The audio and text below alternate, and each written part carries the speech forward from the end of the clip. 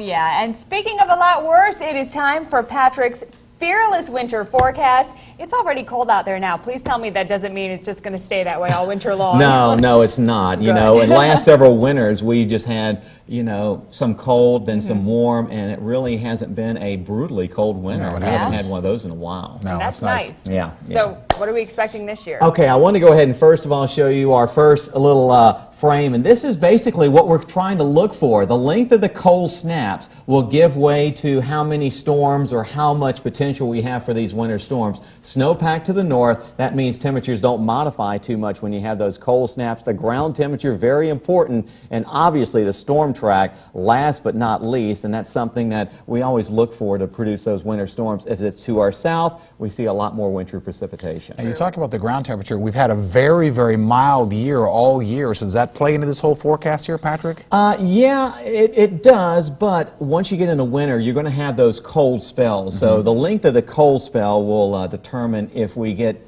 that precipitation in before it's able to modify. So I want to go ahead and show you here what we have next. This is our temperatures. Actually, I think December may look a little bit warmer than normal, but then those roller coaster temperatures with cold snaps will be more likely January and February. And with that in mind, here's our precipitation outlook. Near normal most of the winter, snow and ice events most likely for the second half of the season as we look at it right at this point. So in other words, probably not a white Christmas. Probably not. We just had one, about 3 years ago? Normally about every 15 years. So if we do, we do. Yeah. I won't complain about that. But here's what we're expecting. 3 snows of about an inch or more in the valleys, most likely north and east of town.